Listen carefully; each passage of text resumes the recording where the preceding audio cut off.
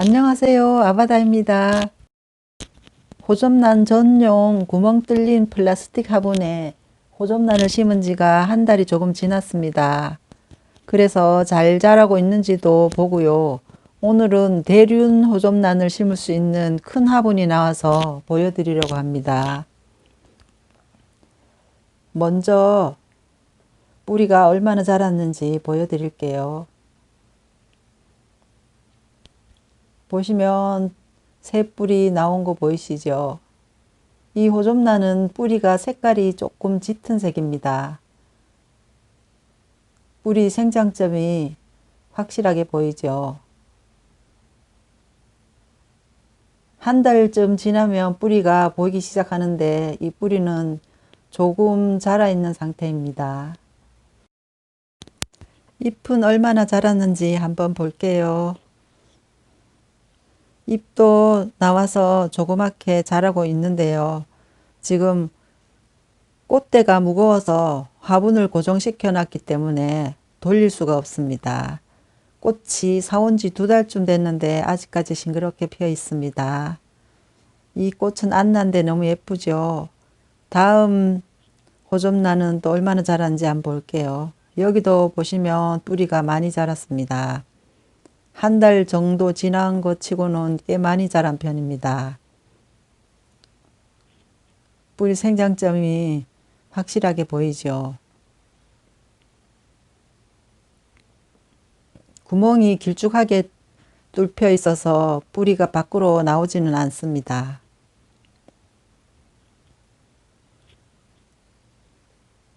그리고 다음 것도 볼게요. 여기도 보시면 뿌리가 꽤 많이 자랐습니다. 이 호접란도 뿌리 색깔이 조금 짙은 편입니다. 꽤 많이 자랐죠.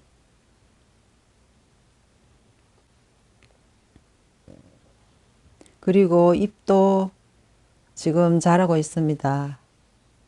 저 뒤쪽에 호접란 꽃이 꽃대가 나와서 자라고 있는 모습이 보입니다. 호접란 전용 플라스틱 화분에 심은 호접란들이 보시는 것처럼 뿌리도 잘 내리고 건강하게 잘 자라고 있습니다. 이 호접란들은 모두 대륜입니다. 대륜 호접란들은 뿌리가 굵으면서 아주 잘 자랍니다. 환경 조건만 좋으면 뿌리가 잘 자라서 부피도 아주 많아집니다. 보시는 것처럼 이 중간 화분에 심기에는 뿌리가 너무 부피가 많습니다. 좀 큰 화분에 심어주면 좋은데요. 이번에 휩쓸에서 큰 화분을 판매하는 것을 구입했습니다. 이 화분인데요. 윗지름이 17cm고요. 밑지름이 11.5cm입니다. 그리고 높이는 13.5cm입니다. 대륜 호접란을 큰 화분에 심어 봤습니다. 대륜 호접란들은 잎도 이래 큰데요. 이렇게 잎이 큰 호접란들을 이 큰 화분에 심어도 좋습니다. 뿌리를 사인펜과 비교를 해봤는데 사인펜보다 더 굵습니다. 공중 뿌리도 아주 튼실하고 굵게 자라고 있습니다. 큰 화분에 심었더니 뿌리가 많은 호접란도 여유가 있어 보입니다.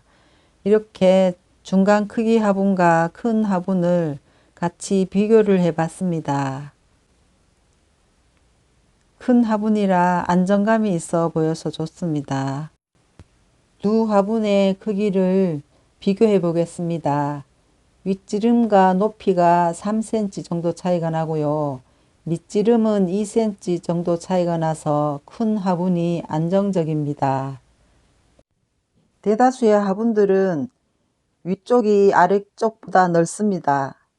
아래쪽이 좁으면은 균형이 안 맞아서 이렇게 넘어질 수도 있는데 굳이 이렇게 위쪽을 넓게 하는 이유가 있습니다. 그것은 식물들은 뿌리가 대다수 호흡을 하고 살아가기 때문입니다. 착생식물은 뿌리 호흡을 많이 하고 살아가지만 지생식물도 흙 속에서도 뿌리 호흡을 합니다.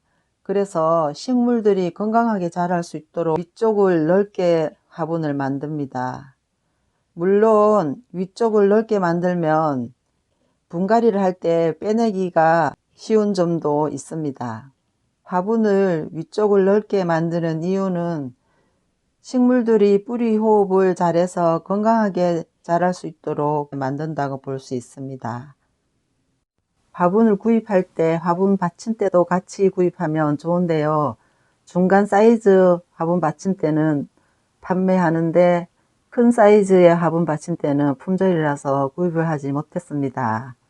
요즘 플라스틱 제품에서 환경 호르몬이 많이 나온다고 하는데요. 이 힙슬에서 판매하는 화분 받침대는 그릇으로 사용할 수 있는 원료로 만든다고 합니다. 지금까지 뿌리가 많거나 대륜 호접란이 꽃대가 무거워서 작은 화분에 심으면 자꾸 넘어지고 했는데요. 마침 호접란 전용 화분을 판매하는 회사 힙슬에서 큰 화분이 나와서 구입해서 심어봤습니다. 무엇보다도 뿌리가 많은 호접란을 심어도 안정감이 있어서 좋았습니다. 지금까지 아바다였습니다. 모든 분들 감사합니다.